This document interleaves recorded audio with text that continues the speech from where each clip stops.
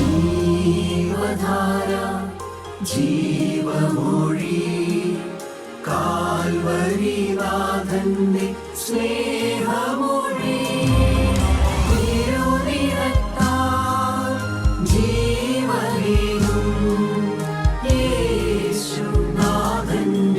ജീവമൊഴി ജീവധാര ജീവധാര ജീവധാര.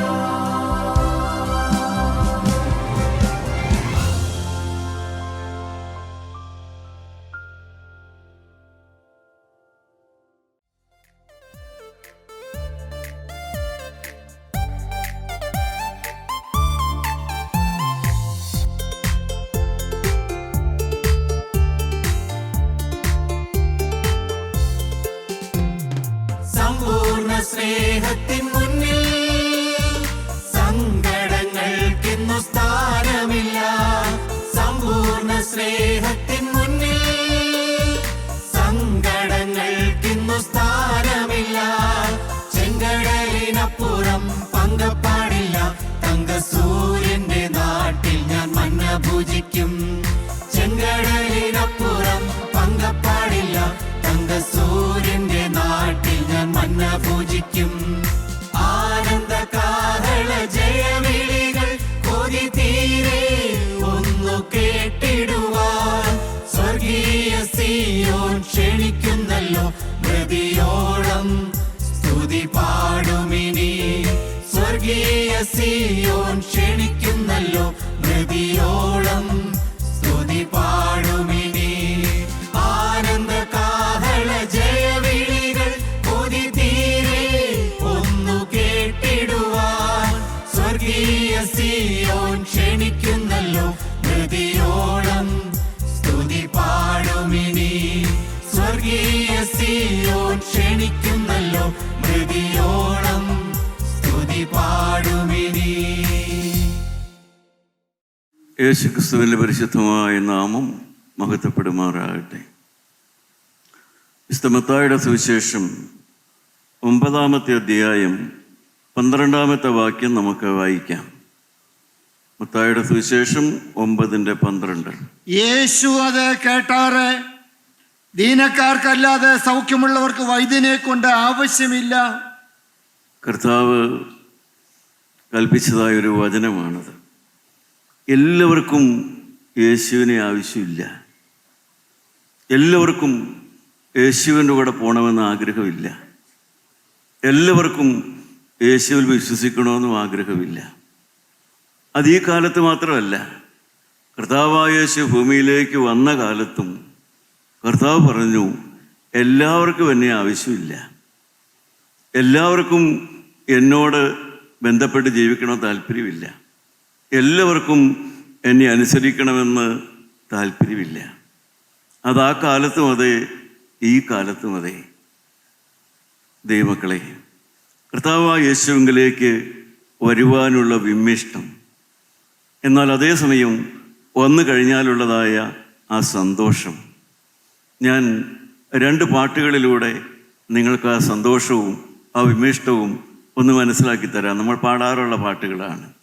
1-ാമത്തെ പാട്ട് കർത്താവിലേക്ക് വരാനുള്ള ആ വിമ്മിഷ്ടമാണ്. മനസ്സില്ലായ്മ, ഇഷ്ടക്കുറവ്, അതിനെ അനുസ്മരിപ്പിക്കുന്ന ഒരു പാട്ടുണ്ട്. ഗായക സംഘം 2 വരി പാടിയാൽ മതി. അൻപിൻ രൂപി യേശുനാഥൻ നിന്നെ വിളിക്കുന്നില്ലേ, പോകല്ലേ നീ അന്ധനായി ലോക സൗഭാഗ്യം തേടി. പ്രിയപ്പെട്ടവരെ, വരാൻ താല്പര്യമില്ല, വചനം കേൾക്കാൻ താല്പര്യമില്ല, വേദപുസ്തകം വായിക്കാൻ താല്പര്യമില്ല, കൂട്ടായ്മ ദൈവവചനം കേൾക്കാൻ താല്പര്യമില്ല. അതുകൊണ്ട് മാറി മാറി പോവുകയാണ്. ഒരിക്കലും വരാൻ താല്പര്യമില്ല. അപ്പോഴാണ് നമ്മുടെ സഹോദരങ്ങൾ നമ്മൾ ചെന്ന് പ്ലീസ് കം, ഒരിക്കലെങ്കിലും ഒന്ന് വരൂ, ഒരു പ്രാവശ്യം ഒന്ന് വരൂ, ഒരിക്കലെങ്കിലും ദൈവവചനം കേൾക്കാൻ ഒന്ന് വരൂ എന്നുള്ളതായ ആ സ്നേഹത്തിൻ്റെ മനുഷ്യപാശങ്ങളെന്ന് പറയും വേദപുസ്തകത്തിൽ. മനുഷ്യരുടെ ആ പാശം, മനുഷ്യർ തമ്മിലുള്ളതായ ബന്ധം ഉപയോഗിച്ച് നമ്മൾ അവരെ വിളിക്കുകയാണ്. പ്ലീസ് കം, ഒരിക്കലെങ്കിലും വരൂ. തങ്കച്ചിറകടി വിരിച്ച് കോഴി തൻ്റെ കുഞ്ഞുങ്ങളെ ചിറകിൻ കഴി ചേർക്കുന്ന പോലെ യേശു തൻ്റെ തങ്കച്ചിറകടിയിൽ നിങ്ങളെ ചേർക്കും.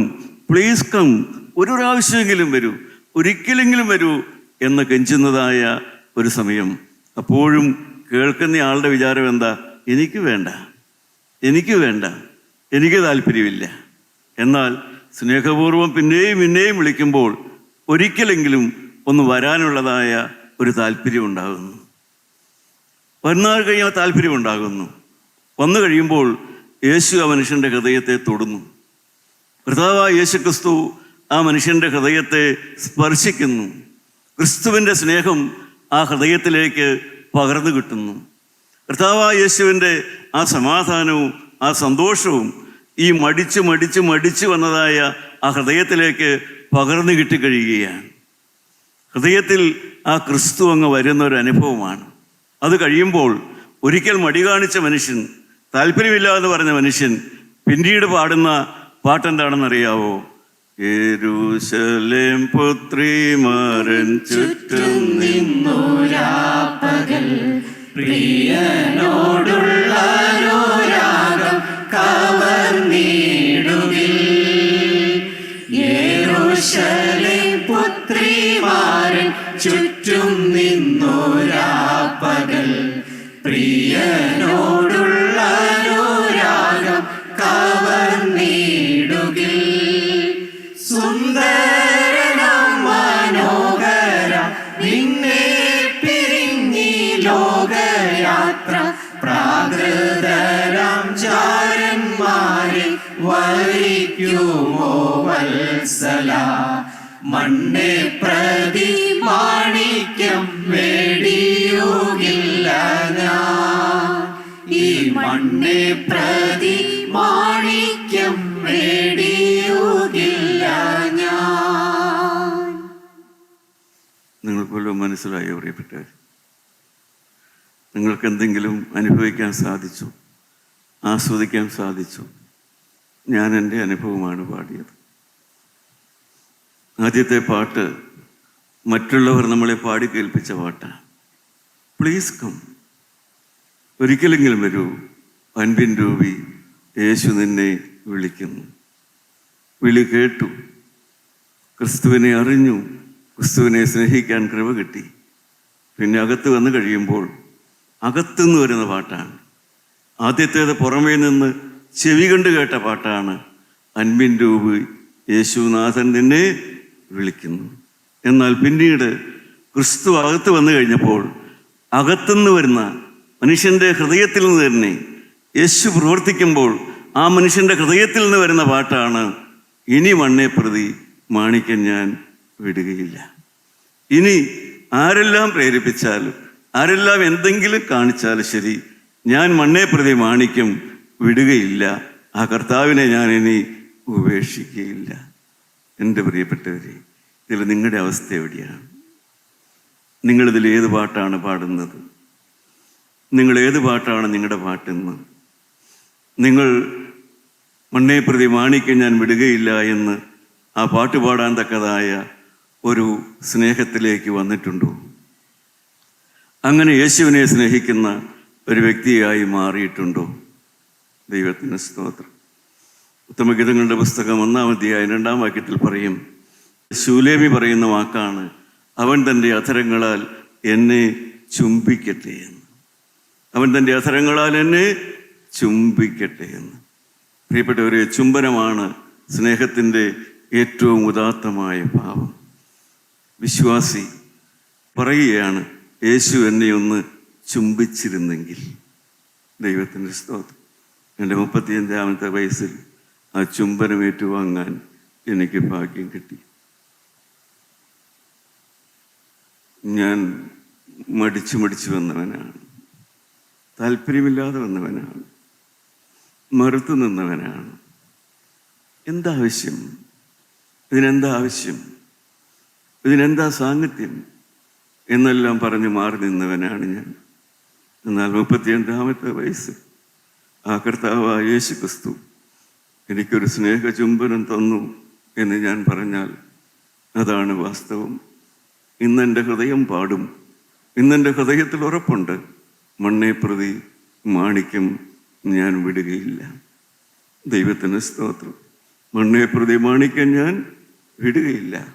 ഈ ലോകത്തിലെ ഒരു സ്ഥാനമാനത്തിൻ്റെ പേരിലോ ഒരു പദവിയുടെ പേരിലോ ഈ ലോകത്തിലെ പണത്തിൻ്റെ പേരിലോ ഒന്നിൻ്റെയും പേരിൽ ഈ മണ്ണെ പ്രതി മാണിക്യം ഞാൻ വിടുകയില്ല.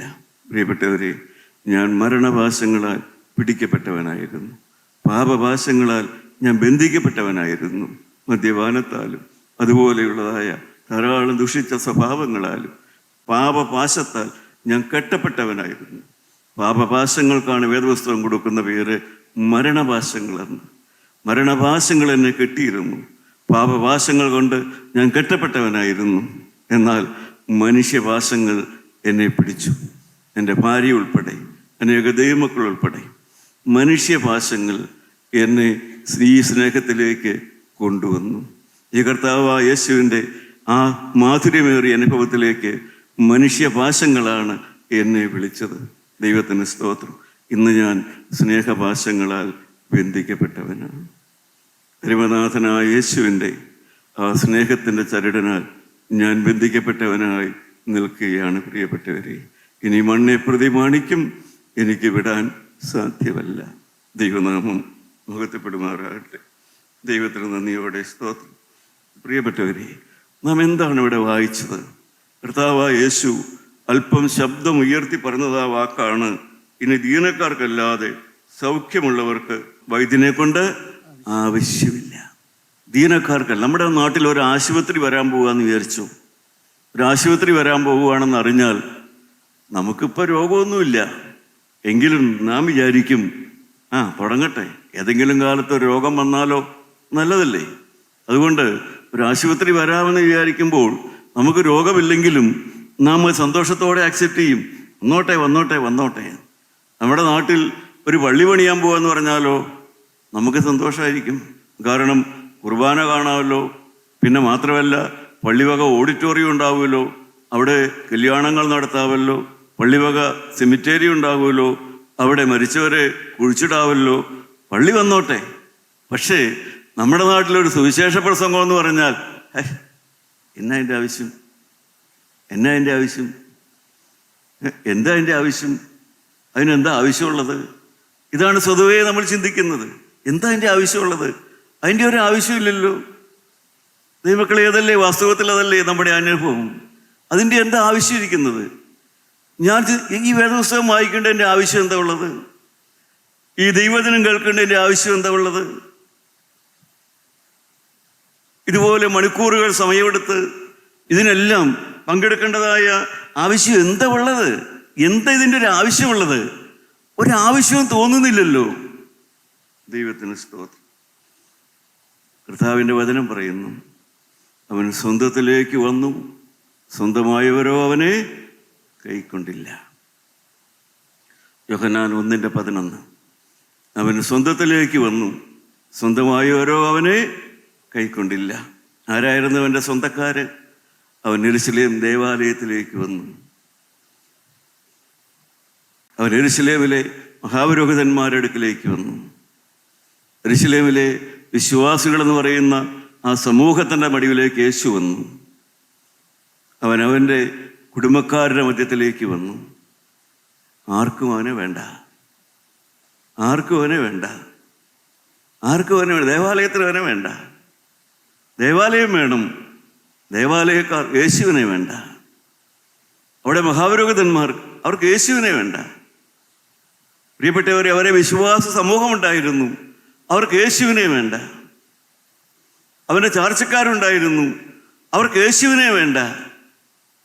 അവർക്ക് ബാക്കി ആത്മീയത്തിൻ്റെ ബാക്കി എല്ലാ കെട്ടും മട്ടും ഭാവവും എല്ലാം വേണം. ഇത് തന്നെയാണ് ഇന്നത്തെ അവസ്ഥ. ആത്മീയത്തിൻ്റെ കെട്ടും മട്ടും ഭാവവും എല്ലാം വേണം, പക്ഷേ യേശുവിനെ വേണ്ട. അതുകൊണ്ടാണ് യോഹന്നാൻ എഴുതിയത്, അവൻ സ്വന്തത്തിലേക്ക് വന്നു, സ്വന്തമായവരോ അവനെ കൈക്കൊണ്ടില്ല. അവനെ കൈക്കൊണ്ട് അവൻ്റെ നാമത്തിൽ വിശ്വസിക്കുന്ന ഏവർക്കും ദൈവമക്കളാകുവാൻ അവൻ അധികാരം തന്നിരിക്കുന്നു. പ്രിയപ്പെട്ടവരെ, അവനെ വേണ്ടാത്ത ഒരു സമൂഹം, അവനെ സ്വീകരിക്കാത്ത ഒരു സമൂഹം, അവനെ ആവശ്യമില്ല എന്ന് പറയുന്ന ഒരു സമൂഹം, ആ സമൂഹത്തിന് നടുവിൽ എനിക്ക് യേശുവിനെ വേണമെന്ന് പറയുന്ന ഒരു വ്യക്തി എഴുന്നേൽക്കുന്നുണ്ടോ? യേശുവിനെ വേണ്ട, എനിക്ക് വേദപുസ്തകവും വേണ്ട, എനിക്ക് ദൈവവചനവും ദൈവത്തിൻ്റെ ആലോചനയും വേണ്ട എന്ന് പറയുന്ന സമൂഹത്തിന് നടുവിൽ എനിക്ക് യേശുവിനെ വേണമെന്ന് പറയുന്ന ഒരു സഹോദരിയാണോ കുഞ്ഞെ നീ? നിന്റെ വീട്ടിൽ ആരും പ്രാർത്ഥിക്കുന്നില്ല, നിന്റെ വീട്ടിൽ ആരും വേദപുസ്തകം വായിക്കുന്നില്ല, പക്ഷെ എനിക്കൊരാൾക്ക് യേശുവിനെ വേണമെന്ന് നിനക്ക് ആഗ്രഹമുണ്ടോ? ഞാനൊരാൾ വേദപുസ്തകം വായിക്കുമെന്ന് നിനക്ക് തീരുമാനമുണ്ടോ?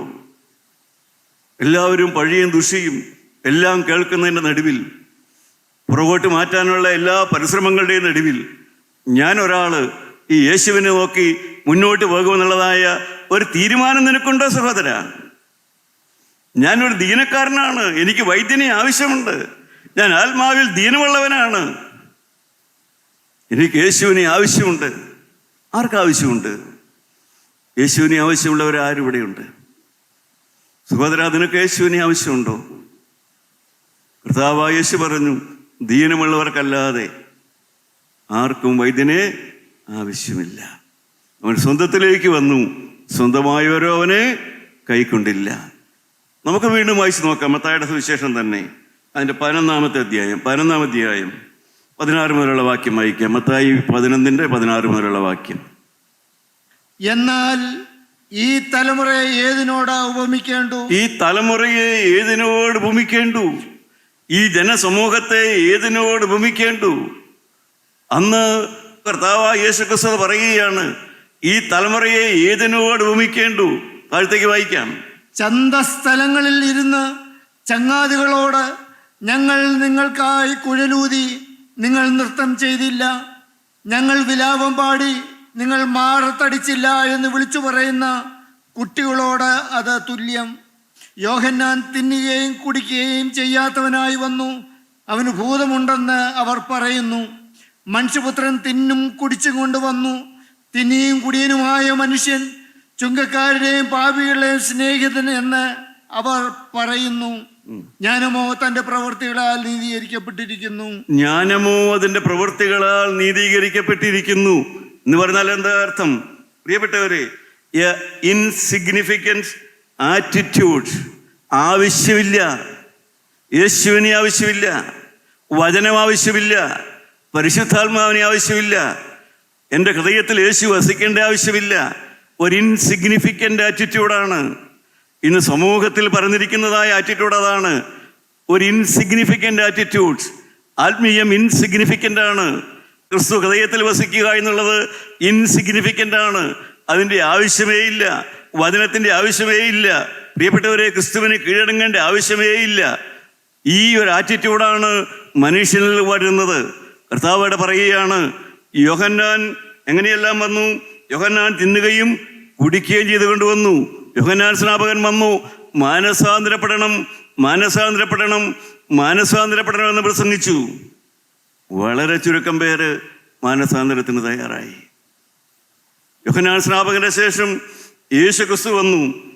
യോഹന്നാൻ അവനെ മനുഷ്യപുത്രൻ തിന്നും കുടിച്ചും കൊണ്ടുവന്നു. കർത്താവായ യേശു ക്രിസ്തു വന്നു, കരുണയുള്ളവനായി, സ്നേഹമുള്ളവനായി, പാപം ക്ഷമിച്ചു തരാം, രോഗത്തിന് പരിഹാരമുണ്ട്, സമാധാനം മാറും, പാപം മാറും, ദൈവരാജ്യം പ്രാപിക്കാം, സമാധാന കാലങ്ങളുണ്ട്, ആശ്വാസകാലങ്ങളുണ്ടെന്ന് പിന്നീട് കർത്താവായ യേശു ക്രിസ്തു പ്രസംഗിച്ചു. യോഹന്നാൻ വന്ന് മാനസാന്തരം പ്രസംഗിച്ചു. അതും ജനത്തിന് വേണ്ട. യേശു ക്രിസ്തു വന്ന് സമാധാനത്തിന് വഴിയുണ്ട്, നിങ്ങൾ കലഹിച്ച് കഴിയേണ്ടവരല്ല, നിങ്ങൾ സ്നേഹത്തിൽ കഴിയേണ്ടവരാണ്, ദൈവരാജ്യമുണ്ട് എന്ന് പ്രസംഗിച്ചു. അതും ജനത്തിന് വേണ്ട. പ്രിയപ്പെട്ടവരെ, ഇതാണ് ജനത്തിൻ്റെ മനോഭാവം. വേണ്ട, വേണ്ട, മാനസാന്തരവും വേണ്ട, ഞങ്ങൾക്ക് കർത്താവിൻ്റെ കരുണയും വേണ്ട, സ്നേഹവും വേണ്ട, ഒന്നും വേണ്ട. ഇതാണ് ജനത്തിൻ്റെ മനോഭാവം. അതാണ് കർത്താവ് പഠിപ്പിച്ചത്. ഈ മനോഭാവമാണ് നിലനിൽക്കുന്നത്. ദൈവമക്കളെ, കാലങ്ങൾ കഴിഞ്ഞു. കർത്താവ് ഇത് പറഞ്ഞിട്ട് കാലങ്ങൾ കഴിഞ്ഞു. ഇന്നും പൊതുവായ സമൂഹത്തിൻ്റെ ഉള്ളിൽ നിൽക്കുന്ന മനോഭാവം ഏതാണ്? വേണ്ട, യേശുവിനെ വേണ്ട. മനസ്സാന്തരം വേണ്ട. എനിക്ക് തിരുത്താൻ ഒന്നുമില്ല. ഞാൻ പെർഫെക്റ്റാണ്, ഞാൻ കറക്റ്റാണ്, ഞാനെല്ലാം തികഞ്ഞവനാണ്, ഞാൻ 100% യോഗ്യനാണ്. എനിക്കിനി തിരുത്താൻ ഒന്നുമില്ല. എനിക്കിനി യേശുവിനെ ആവശ്യമില്ല. എനിക്ക് ആത്മീയ രോഗം ഒന്നുമില്ല. പിന്നെ എനിക്കെന്തിനാ യേശു ക്രിസ്തുവിനെ? എനിക്ക് ആത്മീയ രോഗമില്ലെങ്കിൽ ആത്മീയ വൈദ്യനായ യേശുവിനെ എനിക്ക് ആവശ്യമുണ്ടോ? എൻ്റെ പ്രിയപ്പെട്ടവരെ, പാവപ്പെട്ട അടിയനൊക്കെ നിലനിൽക്കുന്നത് ദിനംതോറും ഈ കർത്താവിൻ്റെ സന്നിധിയിൽ മുട്ടിന്മേലിരിക്കുന്നത് കൊണ്ടാണ്. കർത്താവെ, ഇനി എന്തെങ്കിലും തിരുത്താനുണ്ടോ? ഈ ജനത്തിൻ്റെ മുമ്പിൽ നിൽക്കുന്നല്ലോ ദൈവമേ. ഈ ജനത്തിന് വേണ്ടി നീ എന്നോട് കണക്ക് ചോദിച്ചാൽ ഞാൻ എന്ത് പറയും ദൈവമേ? കർത്താവെ, ഇത് ഏൽപ്പിക്കാൻ ഇനിയും ആളുകൾ എഴുന്നേറ്റ് വരണമല്ലോ ദൈവമേ. ഈ ശുശ്രൂഷ ഇനിയും നടത്താൻ വിശ്വാസമുള്ള, സമർപ്പണമുള്ള, വിശുദ്ധിയുള്ള, സ്നേഹമുള്ള ജനം എഴുന്നേറ്റ് വരണമല്ലോ എന്നുള്ളതായ ഹൃദയ നൊമ്പരമാണ് പ്രാർത്ഥന. ആ ഹൃദയത്തിൻ്റെ എളിമയാണ് നിലനിർത്തുന്നത്. എൻ്റെ പ്രിയപ്പെട്ടവരെ, ജനത്തിന് വേണ്ട. മോശയുടെ കാലത്ത് ആവർത്തന പുസ്തകം 1-ാം അധ്യായം 31 മുതലായിരിക്കും വായിച്ചു. ഒരു മനുഷ്യൻ തൻ്റെ മകനെ വഹിക്കുന്നത് പോലെ നിങ്ങൾ ഈ സ്ഥലത്തെത്തുവോളം നടന്ന എല്ലാ വഴിയിലും നിങ്ങളുടെ ദൈവമായ യഹോവ നിങ്ങളെ വഹിച്ചു എന്ന് നിങ്ങൾ കണ്ടുവല്ലോ എന്ന് പറഞ്ഞു. പ്രിയപ്പെട്ടവരെ, ജീവനുള്ള ദൈവം മോശയിൽ കൂടെ സംസാരിക്കുകയാണ്. നിങ്ങൾ മിസ്രൈമിൽ കിടന്ന് നിലവിളിച്ചവരല്ലേ? ഞങ്ങൾ കാര്യമില്ല എന്ന് പറഞ്ഞ് പട്ടിണി കെട്ട് ചാട്ടവാറിന് അടികൊണ്ട് നശിച്ചവരല്ലേ? അന്ന് നിങ്ങൾ നിലവിളിച്ചവരല്ലേ? നിങ്ങളുടെ വിളി കേട്ട് ദൈവം നിങ്ങളെ പുറപ്പെടുവിച്ചവരല്ലേ? അവൻ നിങ്ങൾക്ക് മേഘസ്തംഭവും അഗ്നിസ്തംഭവും ഒരുക്കി നിങ്ങളെ കൊണ്ടുവന്നതല്ലേ? ഇതെല്ലാമായിട്ടും നിങ്ങൾക്ക് ഇനിയും ദൈവത്തെ വേണ്ടല്ലോ എന്നാണ് അവിടെ മോശ ഓർപ്പിക്കുന്നത്. പ്രിയപ്പെട്ടവരെ, ജനത്തിന് യേശുവിനെ വേണ്ട. ആ കാലത്ത് പോലെ തന്നെ മിസ്രൈമിൽ നിന്ന് പുറപ്പെട്ട ജനത്തിനും ദൈവത്തെ വേണ്ട. ഈ കാലത്തും അത് തന്നെ, ദൈവത്തെ വേണ്ട. അതുകൊണ്ട് ദൈവം നിങ്ങളോട് കോപിച്ചിരിക്കുന്നു എന്നാണ് മോശ പറഞ്ഞത്. എന്നാൽ പ്രിയപ്പെട്ടവരെ, ആ കോപിഷ്ഠനായ ദൈവം നമ്മളോട് പറയുന്ന വാക്കെന്താണ്? യോഹന്നാൻ 3:16, തൻ്റെ ഏകജാതനായ പുത്രനിൽ വിശ്വസിക്കുന്ന ഏവനും നശിച്ചു പോകാതെ നിത്യജീവൻ പ്രാപിക്കേണ്ടതിന് അവനെ നൽകുവാൻ തക്കവണ്ണം ലോകത്തെ സ്നേഹിച്ചു. ജീവനുള്ള ദൈവത്തിൻ്റെ കോപത്തിൽ നശിക്കുവാനല്ല, അവനയച്ച പുത്രൻ തമ്പുരാനിൽ വിശ്വസിച്ചുകൊണ്ട്. പ്രിയപ്പെട്ടവരെ, നാം രക്ഷ പ്രാപിപ്പാൻ ദൈവം നമ്മളെ വിളിച്ചിരിക്കുന്നു. നിങ്ങൾ കോപത്തിൻ്റെ മക്കളായില്ല. നിങ്ങളെന്ന് ക്രിസ്തുവിൽ വിശ്വസിക്കാൻ വേണ്ടി ദൈവം നിങ്ങളെ വിളിച്ചിരിക്കുന്നു. അവനെ വിശ്വസിക്കുവീൻ. പ്രിയപ്പെട്ടവരെ, യേശുവിനെ വിശ്വസിക്കുവീൻ. യേശുവിന് വേണ്ടി ഹൃദയം കൊടുക്കുവീൻ. കർത്താവായ യേശുവിന് വേണ്ടി ഞാൻ എൻ്റെ ഹൃദയം കൊടുത്തപ്പോൾ, പ്രിയപ്പെട്ടവരെ, ഒരു കൂട്ടായ്മ എന്നുള്ളതോ ഒരു വചന ശുശ്രൂഷ എന്നുള്ളതോ അത് അന്നേരത്തെ എൻ്റെ ഓപ്ഷനേ അല്ല. അതൊക്കെ പിന്നീടുണ്ടായ ഓപ്ഷൻസാ. കൂട്ടായ്മയിൽ ചേരുക, ദൈവ വചനം പറയുക, എനിക്ക് ക്രിസ്തുവിനെ മതി, എനിക്ക് യേശുവിനെ മതി, എനിക്ക് യേശുവിനെ മാത്രം മതി. ആ തീരുമാനത്തോടെയാണ് ഞാൻ മാനസാന്തരപ്പെട്ടത്. ദൈവമക്കളെ, ദൈവത്തിന് സ്തോത്രം. നിങ്ങൾക്ക് കർത്താവിൻ്റെ പുറകെ പോകാൻ ആഗ്രഹമുണ്ടോ? എങ്കിൽ അപ്പോസ്തലൻ പഠിപ്പിക്കുന്ന 2 പ്രമാണങ്ങൾ കൂടെ ഞാൻ പഠിപ്പിക്കാം. റോമാലേഖനം 3-ാം അധ്യായം 25-26 വാക്യം വായിക്കാം. റോമാലേഖനം 3-ാം അധ്യായത്തിൽ 25-26 വാക്യങ്ങൾ എന്താണ് അവിടെ പഠിപ്പിക്കുന്നത്? അവന്റെ കൃപയാൽ ക്രിസ്തു യേശുവിലെ വീണ്ടെടുപ്പ് മൂലം സൗജന്യമായത്ര നീതീകരിക്കപ്പെടുന്നത്. പ്രിയപ്പെട്ടവരെ, ഒരു മനുഷ്യന് സ്വർഗത്തിൽ പോകാൻ എന്താണ് വേണ്ടത്? നിങ്ങൾക്ക് സ്വർഗത്തിൽ പോകാൻ എന്താണ് വേണ്ടത്? അവന്റെ കൃപയാൽ ക്രിസ്തു യേശുവിലെ വീണ്ടെടുപ്പ് മൂലം സൗജന്യമായത്ര നീതീകരിക്കപ്പെടുന്നത്. ദൈവത്തിന് സ്തോത്രം. നിങ്ങൾക്ക് സ്വർഗത്തിൽ പോകാൻ വേണ്ടത് യേശുക്രിസ്തുവിന്റെ രക്തമാണ്. കാൽവരിയിൽ യേശു മരിച്ച യേശുവിൻ്റെ രക്തമാണ് സഹോദര. ആ രക്തത്തിലുള്ള വിശ്വാസമാണ് നിനക്ക് സ്വർഗത്തിൽ പോകാൻ വേണ്ടതായ 2 യോഗ്യതകളിൽ ആദ്യത്തെ യോഗ്യത ക്രിസ്തുവിൻ്റെ രക്തമാണ്. ആ രക്തത്തിൻ്റെ വിലയാണ് നീ. ആ രക്തമാണ് നിന്നെ വില കൊടുത്ത് മേടിക്കുന്നത്. ആ രക്തത്തിലാണ് നിനക്ക് ആശ്രയം വേണ്ടത്. വിശ്വസിക്കുന്നവർക്ക് അവൻ തന്റെ രക്തം മൂലം പ്രായശ്ചിത്തമാകുവാൻ ദൈവം അവനെ പരസ്യമായി നിർത്തിയിരിക്കുന്നു. ദൈവം തന്റെ പൊറുമയിൽ മുൻ കഴിഞ്ഞ പാപങ്ങളെ ശിക്ഷിക്കാതെ വിടുക നിമിത്തം തന്റെ നീതിയെ പ്രദർശിപ്പാൻ താൻ നീതിമാനും യേശുവിൽ വിശ്വസിക്കുന്നവനെ നീതീകരിക്കുന്നവനും ആക്കേണ്ടതിന് ഇക്കാലത്ത് യേശുക്രിസ്തുവിൽ വിശ്വസിക്കുക. 1 അവന്റെ രക്തത്തിൽ ആശ്രയിക്കുക. 2 യേശുക്രിസ്തുവിൽ വിശ്വസിക്കുക. ഇത് 2മാണ് ഒരു മനുഷ്യന് സമാധാനം പ്രാപിക്കാൻ ആവശ്യം, ദൈവരാജ്യത്തിൽ പോകാൻ ആവശ്യം ക്രിസ്തുവിൻ്റെ രക്തവും യേശു ക്രിസ്തുവിലുള്ളതായ വിശ്വാസവും. ദൈവം നിൻ്റെ പൊറുമയിൽ കഴിഞ്ഞ കാലങ്ങളെ കണക്കിട്ടില്ല. പ്രിയപ്പെട്ടവരെ, നമ്മുടെ പുസ്തകം നമുക്ക് അടച്ചു വയ്ക്കാം. ദൈവം നിൻ്റെ പൊറുമയിൽ, ദൈവം നിൻ്റെ കഴിഞ്ഞ കാലത്തെ സ്നേഹത്തിൽ. സഹോദര, നിന്റെ കഴിഞ്ഞകാല പാപങ്ങൾ ദൈവം നിന്നെ തക്ക സമയത്ത് ദൈവം നിന്നെ ശിക്ഷിച്ചില്ല. നീ വ്യഭിചാരം ചെയ്തപ്പോൾ ശിക്ഷ കിട്ടിയില്ല, നീ അരുതാത്ത ചെയ്തപ്പോൾ ശിക്ഷ കിട്ടിയില്ല, നീ അപ്പനെ തല്ലിയപ്പോൾ ശിക്ഷ കിട്ടിയില്ല, നീ ഭാര്യയെ തല്ലിയപ്പോൾ ശിക്ഷ കിട്ടിയില്ല, നീ ഭർത്താവിനോട് മറുതലിച്ചപ്പോൾ ശിക്ഷ കിട്ടിയില്ല. ഇതുവരെ ദൈവം നിന്നെ ശിക്ഷിച്ചില്ല, ഇതുവരെ ദൈവം നിന്നെ ശിക്ഷിച്ചില്ല. കാരണം അവൻ്റെ പൊറുമയിൽ അവൻ നിന്നെ കാത്തിരിക്കുകയായിരുന്നു. ഇന്നെങ്കിലും നീ മാനസാന്തരപ്പെടുക. കഴിഞ്ഞ കാലങ്ങളിൽ ദൈവം നിന്നെ ശിക്ഷിച്ചില്ല. ഇന്നെങ്കിലും നീ യേശുവിൽ വിശ്വസിക്കുക.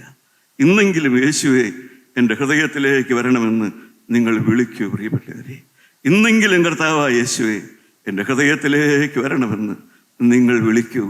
ഇന്നെങ്കിലും നിങ്ങളുടെ ഹൃദയം പാടട്ടെ, ഇനി മണ്ണെ പ്രതി ഈ മാണിക്യം ഞാൻ വിടുകയില്ല. ദൈവത്തിന് സ്തോത്രം. കഴിഞ്ഞ കാലങ്ങളിൽ അവൻ നിന്റെ സ്നേഹം കൊണ്ടാണ് നിന്നെ ശിക്ഷിക്കാതെ വിട്ടത്. നിന്റെ കഴിവ് കൊണ്ടല്ല, നിന്റെ കേവം കൊണ്ടല്ല, നീ നല്ലവനായതുകൊണ്ടല്ല. അവൻ്റെ സ്നേഹം കൊണ്ട് അവൻ ശിക്ഷിച്ചില്ല. എന്തിനു വേണ്ടി? ഇന്നെങ്കിലും നീ മാനസാന്തരപ്പെടുമെന്ന് ഓർത്ത്. ദൈവത്തിന് സ്തോത്രം. ഇന്നെങ്കിലും തിരിയുക, ഇന്നെങ്കിലും ക്രിസ്തുവിലേക്ക് തിരിയുക. നമുക്ക് പ്രാർത്ഥിക്കാം. കർത്താവേ, ഇന്ന് ഞാൻ തിരിയുന്നു, ഇന്ന് ഞാൻ മനം തിരിയുന്നു, ഇന്ന് ഞാൻ എൻ്റെ പാപം ഓർക്കുന്നു, ഇന്ന് ഞാൻ എൻ്റെ പാപം കാണുന്നു. യേശുവേ, ഇന്നു മുതൽ ഞാൻ നിൻ്റെ അടിമ. ദൈവനാമം മുഹൂർത്തപ്പെടുമാറ്.